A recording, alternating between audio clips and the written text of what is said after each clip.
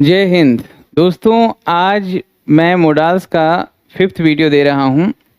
इसमें आज हम लोग पढ़ेंगे मस्ट और आउट टू के बारे में। दोस्तों, एक मोडाल हेल्पिंग वर्ब के कई यूजेस हैं, तो लिखने पढ़ने के हिसाब से अच्छे से समझना है कि मस्ट, एम्फैटिक, एडवाइस और ड्यूटी, सलाह और कर्तव्य दोनों के लिए आता है, या एम्फैटिक प्रोबेबिलिटी, संभावना, जो हमने में पढ़ा था, उस सेंस में भी इनका प्रयोग करते हैं। जैसे, और इसका कोई पास्ट फॉर्म नहीं होता। जैसे अगर मैं कहूँ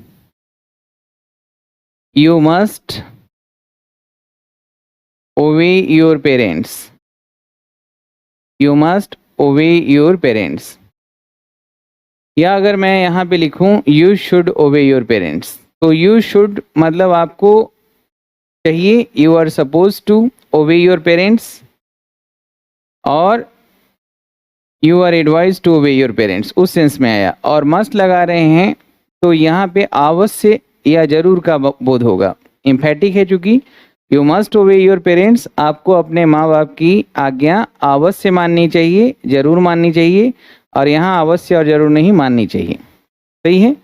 इसको तो आप ऐसे भी बना सकते थे, you are suppose to,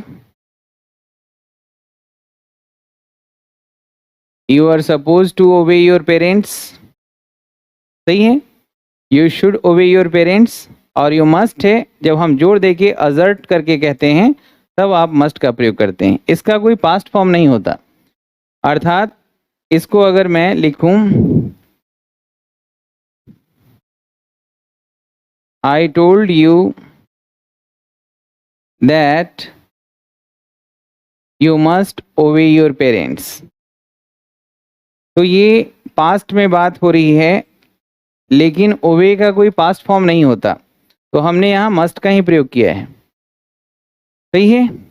cell अगर होता तो शुड हो जाता, विल होता तो वुड हो जाता, लेकिन मस्ट का फॉर्म एक ही रहता है। ये मेन वर्ब के टेंस से पता चलेगा कि ये मस्ट पास्ट में है। मैंने तुम्हें कहा था कि तुम्हें अपने माँ बाप की आज्ञा जरूर माननी चाहिए, तो ये जो है पास्ट में है।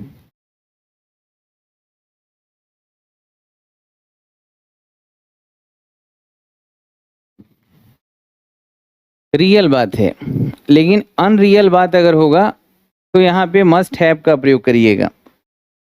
जैसे अगर मैं कहूँ यू मस्ट हैव, तो मस्ट के साथ हैव जैसे ही लगा रहे हैं और वर्ब का थर्ड फॉर्म, तो ये पास्ट का प्रोबेबिलिटी बताएगा, emphatic probability. You must have obeyed your parents, आपको अपने माँ बाप की आज्ञा अवश्य माननी चाहिए थी।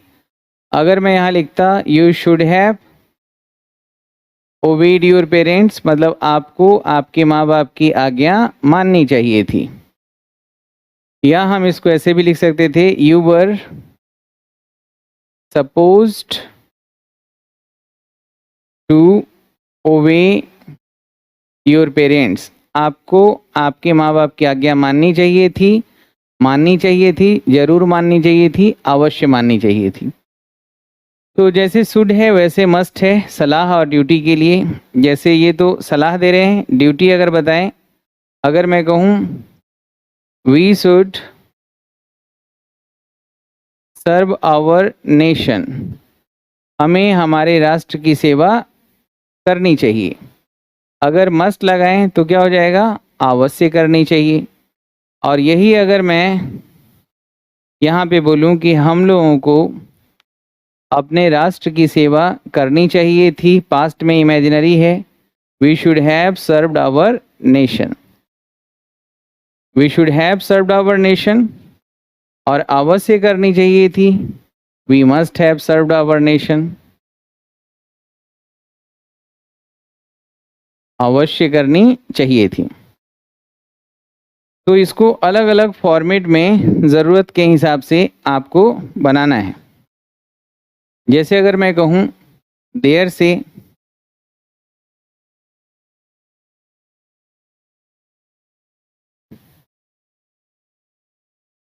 देयर मस्ट बी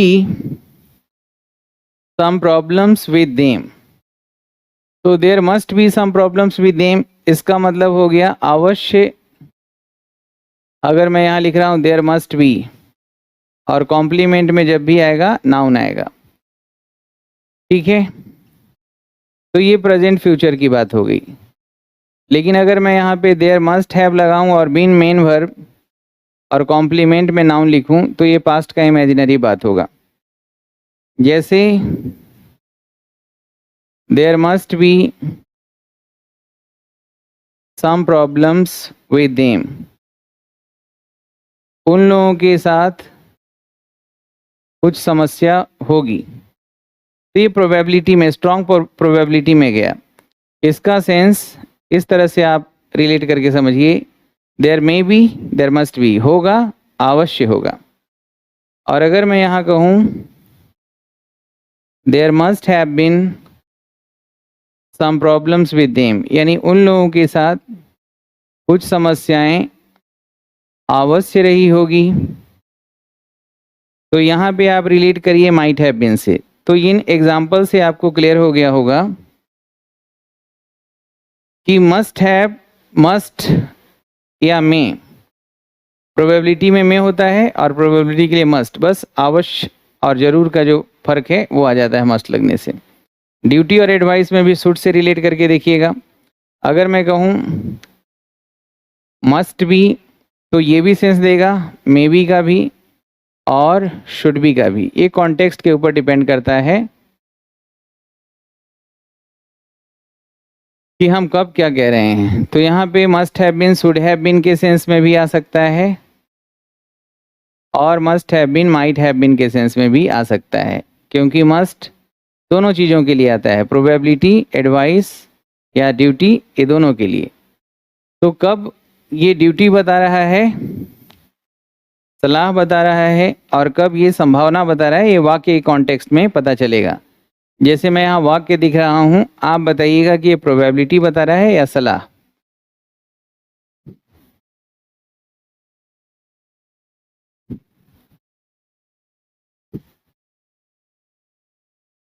अगर मैं कहूँ there must be some kindness in your heart, there must be some kindness in your heart, इसका दोनों सेंस हो सकता है कि आपके दिल में थोड़ा दयालुता होगा या आपके दिल में थोड़ा दयालुता होना चाहिए, दोनों सेंस में इसका यूज होगा। अगर कहें देयर मस्ट हैव बीन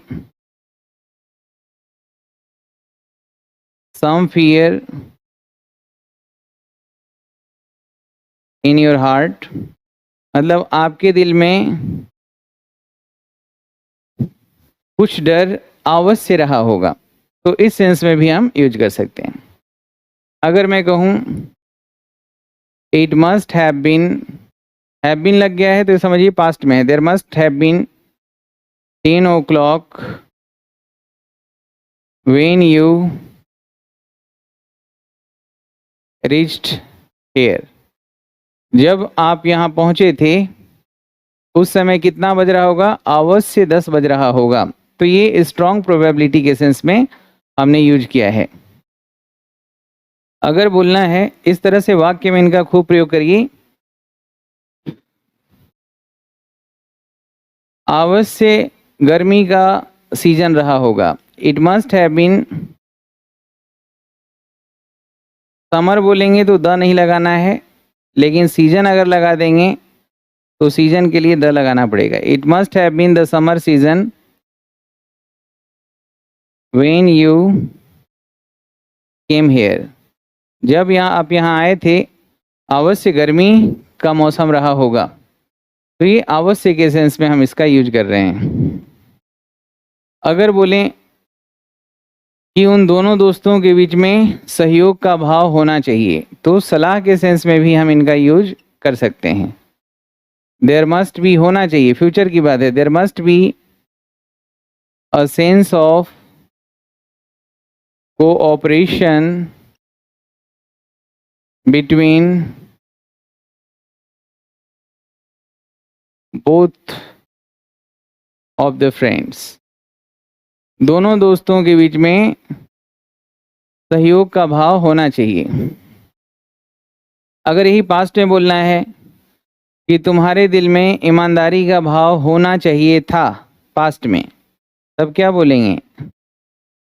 आपके दिल में ईमानदारी का भाव अवश्य होना चाहिए था।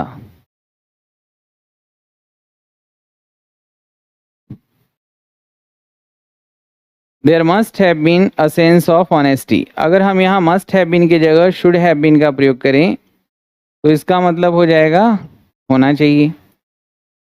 सही है? तो यहाँ देयर से बना रहे हैं, इट से बना रहे हैं। आपको पता है देयर से तब बनाते हैं हम जब कोई नाउन को इंट्रोड्यूस करते हैं पहली बार। इट से तब बनाते हैं जब सीजन, मौसम, टाइम की बात करते हैं। और अगर जब कोई सब्जेक्ट हो तब आप ज़रूरत के हिसाब से प्रेजेंट फ्यूचर है तो लगाइए, जैसे he must read this book. इसका मतलब है कि बारिश उसे यह किताब अवश्य पढ़ना चाहिए। अगर मैं कहूँ he must have read this book,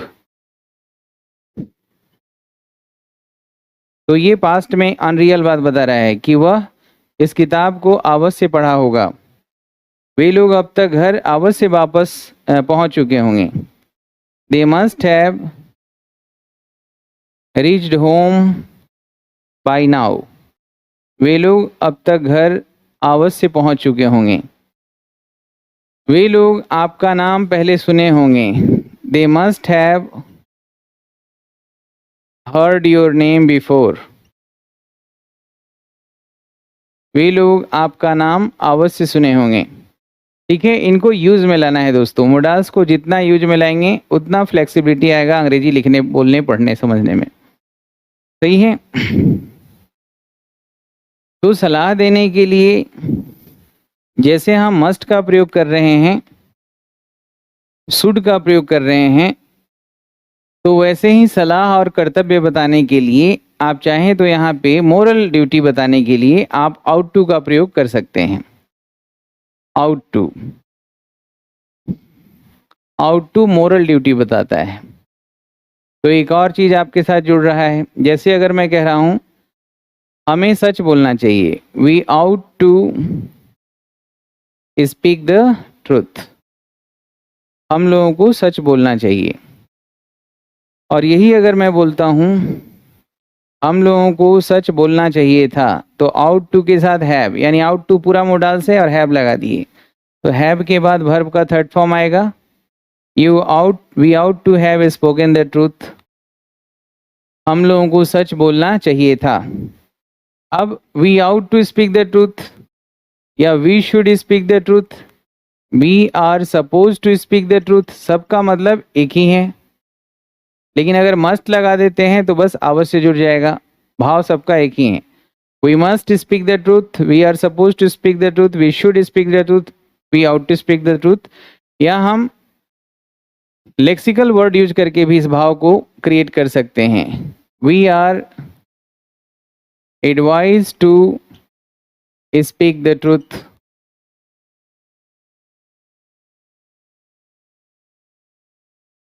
ठीक है, we are suggested to speak the truth. तो ये जो लेक्सिकल वर्ब है इससे भी हमें पता चलता है कि हमें क्या लगाना चाहिए। जैसे अगर मैं कहूं he advised her that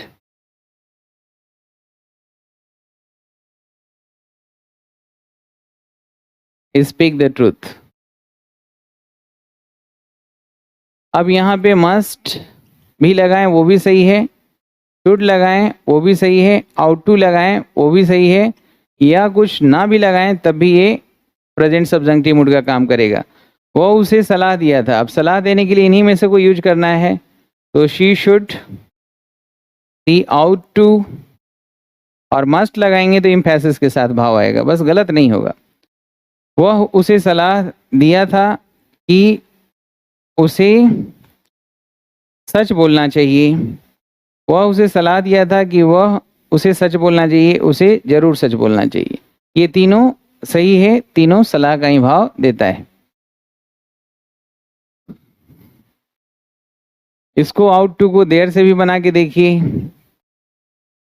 moral duty का मतलब होता है दोस्तों जिसके लिए कोई पनिशमेंट नहीं मिलता है, हमें कंसेंस कहता है कि ऐसा होना चाहिए। There ought to be a sense of honesty and kindness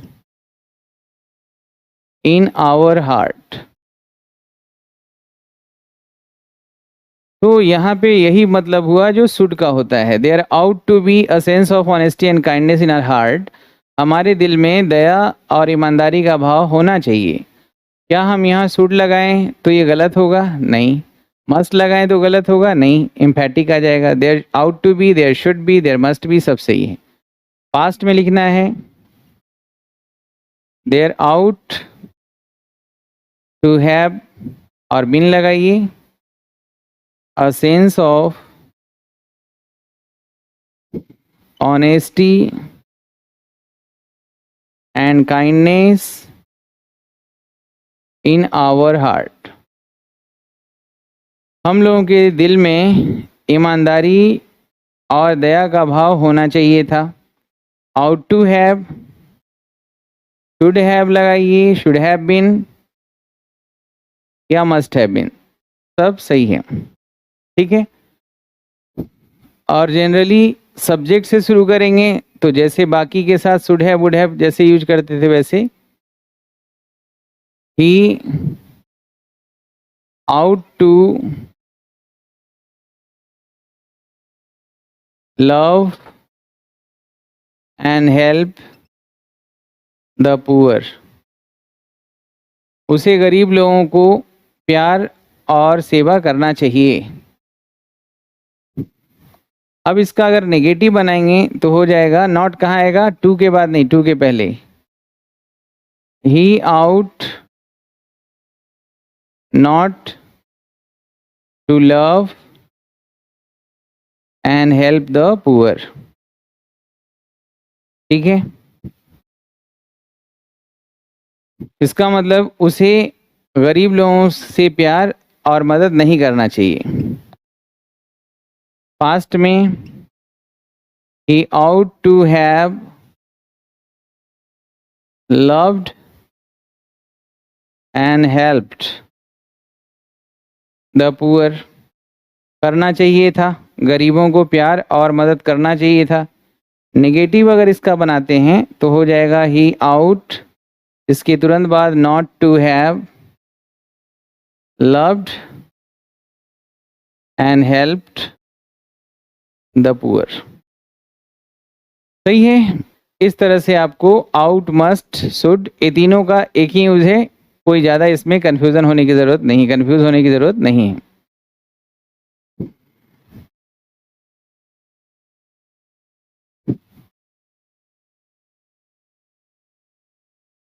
अब सारे मॉडल्स के साथ मैं 2+V1 का यूज करके बता रहा हूँ।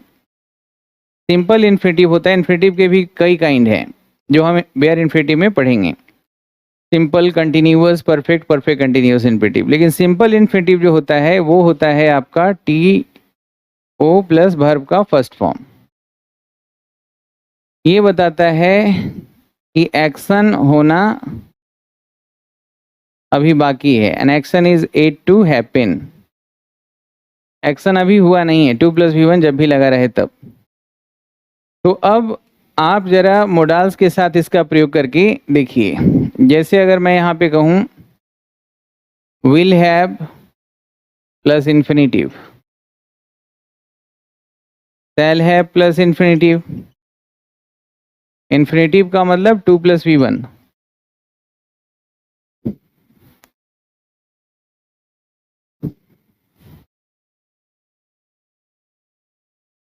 या अगर मैं यहाँ पे लिखता हूँ may have plus infinitive, must have plus infinitive, can have plus infinitive, ought to have plus infinitive। ठीक है, इसको जरा ध्यान से समझिए और बताइए दोस्तों। विल हैव, सेल हैव क्या बताता है कि निश्चित कोई एक्शन फ्यूचर में होगा। मे क्या बताता है, प्रोबेबिलिटी। मस्ट स्ट्रॉन्ग प्रोबेबिलिटी या स्ट्रॉन्ग एडवाइस या ड्यूटी। कैन कैपेबिलिटी या वीकर सेंस में प्रोबेबिलिटी भी बताता है। और आउट टू मोरल ड्यूटी। तो वही काम करेगा, लेकिन वाक्य में जब मैं इसको लिख रहा हूं तब आप इसका हिंदी खुद से समझने का प्रयास करिए कि इसका हिंदी क्या होगा। रेडी हैं? चलिए।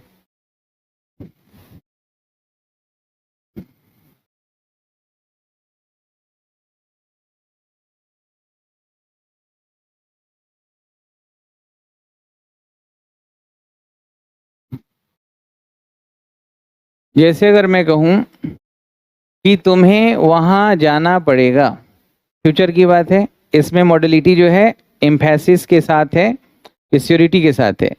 तुम्हें वहां जाना पड़ेगा, you will have to go there. ठीक है, सबके साथ विल लगाते हैं, आईवी के साथ सेल लगाते हैं। अगर ऐसा ना करें तो कोई दिक्कत भी नहीं है। अगर मैं कहूं मुझे उन लोगों को मदद करनी पड़ेगी, I shall have to help them, मुझे उन लोगों की मदद करनी पड़ेगी। अगर बोलना पड़े कि मुझे उन लोगों को मदद शायद करना पड़ सकता है, तब क्या लिखेंगे, I may have to help them. मुझे वहाँ शायद जाना पड़ सकता है, शायद I may have to reach there. सही है। अगर मैं कहूँ कि मुझे एक कार खरीदना पड़ सकता है, I may have to buy a car. मुझे उन लोगों से बात करनी पड़ सकती है, I may have to talk to them. सही है। अगर यही बोलना होता मुझे उन लोगों से अवश्य बात करनी पड़ेगी, I must have to talk to them.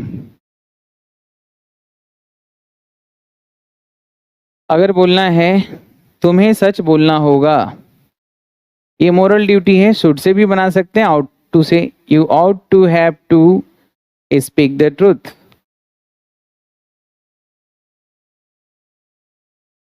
सही है। तुम्हें इस विषय का ज्ञान रखना पड़ सकता है, यू कैन हैव, सैद्धांतिक रूप से ही बात होता है तो कैन लगाते हैं, you can have, to have ये इन्फिनेटिव हुआ, और कैन हैव, विल हैव तो जैसे सब में लग रहा है इन्फिनेटिव के लिए हैव लगा के करना है। You can have to have knowledge over this subject. तो जब भी इन्फिनेटिव का प्रयोग करेंगे तो टू लगा के आपको करना होगा। सही है। मतलब मोडाल्स के साथ हैव लगाइए, उसके बाद इन्फिनेटिव लगाइए। भाव क्या आ रहा है ये आपको स्पष्ट रूप से समझ में आ रहा होगा। हम अभी सब एक्टिव बना रहे हैं, इसका पैसिव नहीं बता रहे हैं अभी।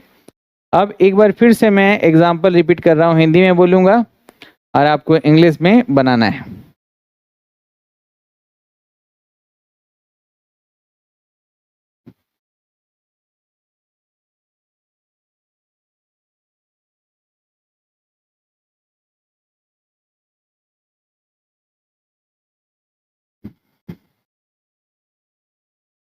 ठीक है, तो चलिए आप तैयार हो जाइए। आपको बोलना है कि मुझे एक ग्रामर की किताब खरीदनी पड़ सकती है शायद। क्या बोलेंगे, मुझे शायद एक ग्रामर की किताब खरीदनी पड़ सकती है। बताइए, मुझे शायद एक ग्रामर की किताब खरीदनी पड़ सकती है, I may have to purchase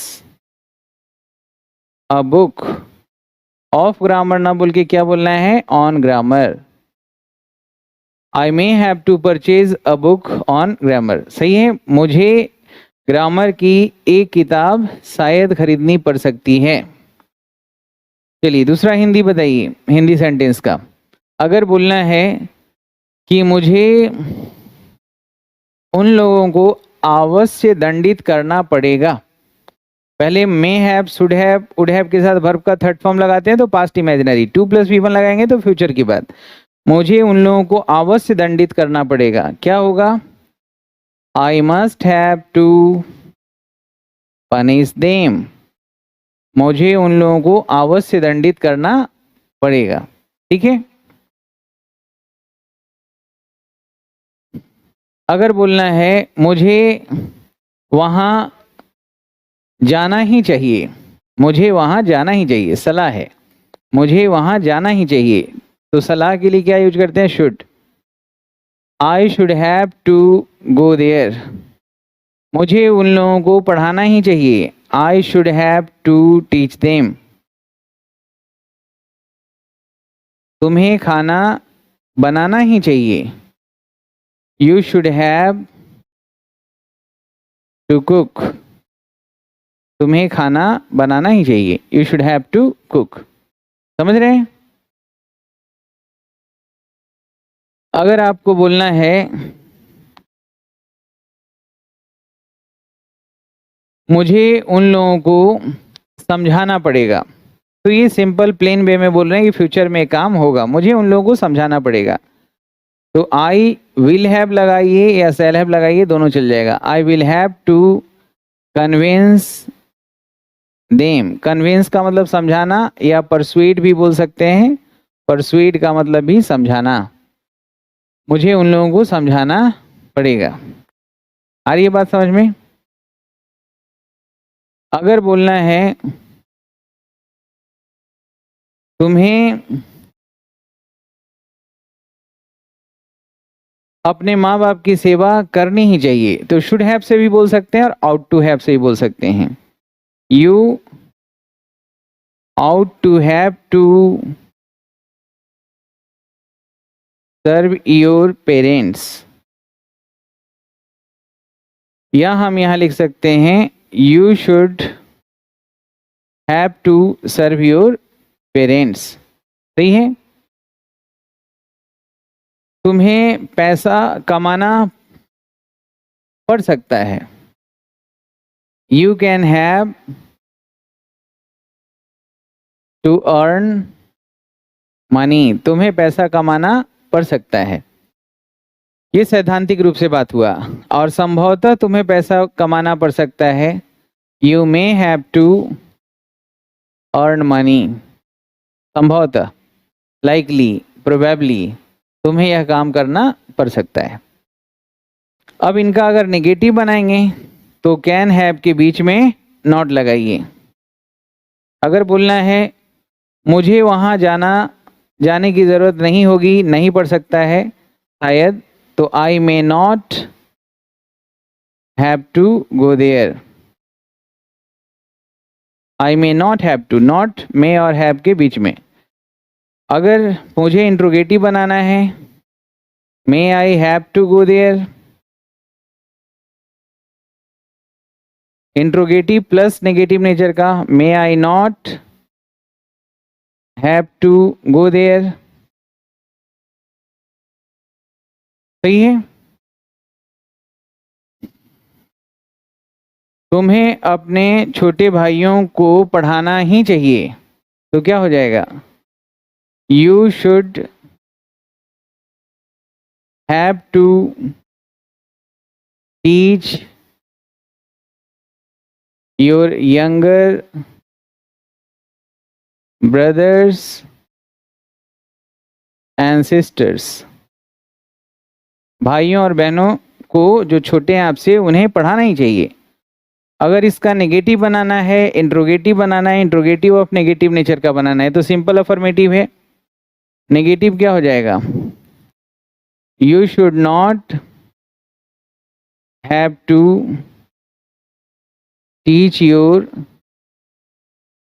younger brothers and sisters. Interrogative बनाना है तो शुड यू हैव, सही है। और नेगेटिव नेचर तो should you not have, interrogative of negative nature हो जाएगा। इस तरह से दोस्तों मोडाल्स का इन्फिनेटिव जब भी बनाना है तो मोडाल्स के साथ हैव का प्रयोग अवश्य करना है। इस तरह से आसानी से आप बना सकते हैं। आ रही है बात समझ में?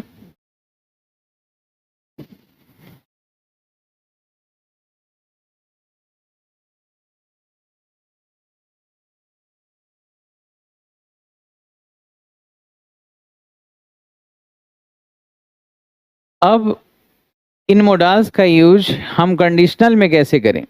कंडीशनल में हम मोडाल्स का यूज कैसे करें, ये एक सवाल है। तो कंडीशनल के साथ मैं जरा इसको बताता हूं, देखिएगा।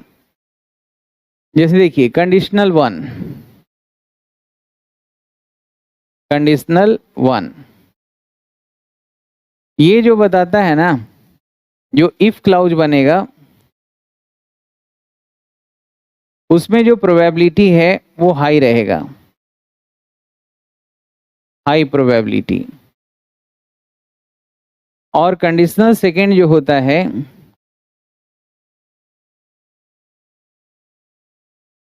कंडीशनल सेकेंड जो होगा दोस्तों, इसमें जो इफ क्लाउज होगा, प्रोबेबिलिटी कहाँ? इफ क्लाउज में। कॉम्प्लेक्स सेंटेंस के साथ कंडीशनल बता रहे हैं, तो इसमें जो प्रोबेबिलिटी है वो ना के बराबर है, बहुत कम है, लो प्रोबेबिलिटी है। 3 तरह का कंडीशनल पढ़ेंगे। और ये जो कंडीशनल थर्ड होगा, इसमें जो इफ क्लाउज होगा, इसमें जो प्रोबेबिलिटी होगा वो 0 होगा, 0 प्रोबेबिलिटी। क्या होगा? 0 प्रोबेबिलिटी होगा। सही है। तो सबसे पहले कंडीशनल फर्स्ट से हम शुरुआत करते हैं।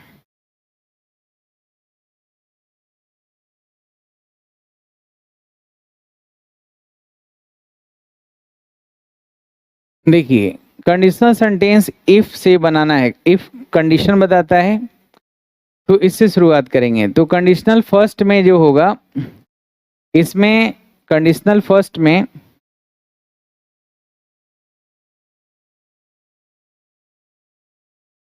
जो फर्स्ट है, इसमें जो इफ क्लाउज होगा वो प्रेजेंट टेंस में रखना है। प्रेजेंट टेंस में चाहे प्रेजेंट इंडेफिनिट हो, कंटिन्यूअस हो, परफेक्ट हो, परफेक्ट कंटिन्यूअस, सब चल जाएगा। और ये जो इफ क्लाउज है इसको आप सबऑर्डिनेट क्लाउज भी कहते हैं। इफ क्लाउज कहिए या सबऑर्डिनेट क्लाउज। और जो मेन क्लाउज होगा दोस्तों,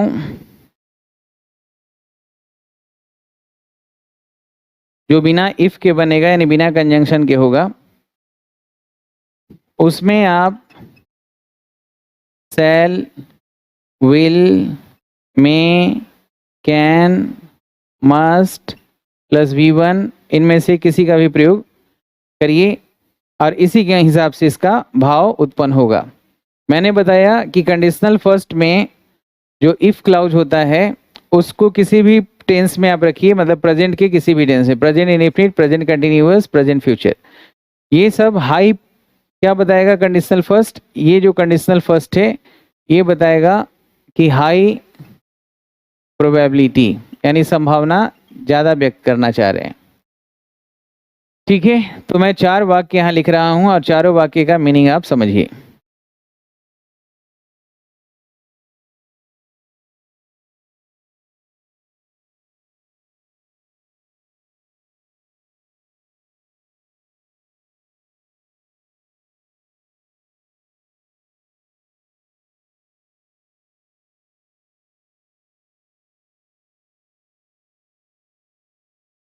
जैसे अगर कहना है, अगर आप सच बोलेंगे तो मैं आपको माफ कर दूंगा। If you speak the truth I shall forgive you, I shall forgive you. If you speak the truth I shall forgive you. सही है, if you speak the truth. तो यहाँ पे मेन वर्ब जो है वर्ब का फर्स्ट फॉर्म है यानी प्रेजेंट इंडेफिनिट हुआ। अगर मैं कह रहा हूं if you are speaking the truth, I shall बोलिए, आई विल बोलिए, कोई फर्क नहीं है, आई विल फॉरगिव यू। तो यहाँ पे देखिए इसमें R plus I N G है यानी प्रेजेंट कंटिन्यूअस है, प्रेजेंट इंडेफिनिट हुआ, ठीक है। अगर मैं कहूँ if you have spoken the truth I will forgive you, यहाँ देखिए if you have spoken the truth I will forgive you, अगर आप सच बोल चुके हैं तो मैं आपको माफ कर दूंगा। ये कौन सा टेंस है? हैव प्लस वर्ब का थर्ड फॉर्म प्रेजेंट परफेक्ट। तो जब भी यहाँ पे आपका इफ क्लाउज में प्रेजेंट इंडेफिनिट हो या प्रेजेंट कंटिन्यूअस या प्रेजेंट परफेक्ट, आगे कोई भी मोडास लगाइए, शैल विल में सब सही है, भाव उसका बदलेगा। प्रेजेंट परफेक्ट कंटिन्यूअस में बोल रहे हैं if you have been speaking the truth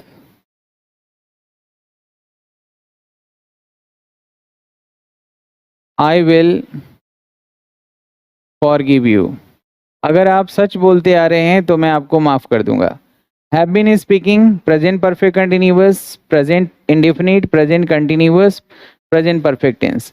किसी भी वाक्य में किसी भी टेंस में प्रेजेंट के पास्ट का नहीं, फ्यूचर का नहीं, इसमें जब भी होगा प्रेजेंट का होगा इफ क्लाउज में, और आगे कोई भी मोडास लगाएंगे उसके हिसाब से भाव हो जाएगा। अगर मैं कहूँ if you speak the truth I shall forgive you, माफ कर दूंगा, मैं होगा तो शायद माफ कर दूंगा, मस्ट जरूर माफ कर दूंगा, समझ रहे हैं। तो कोई भी आप मोडाल लगाएंगे उसके अनुसार मीनिंग होगा।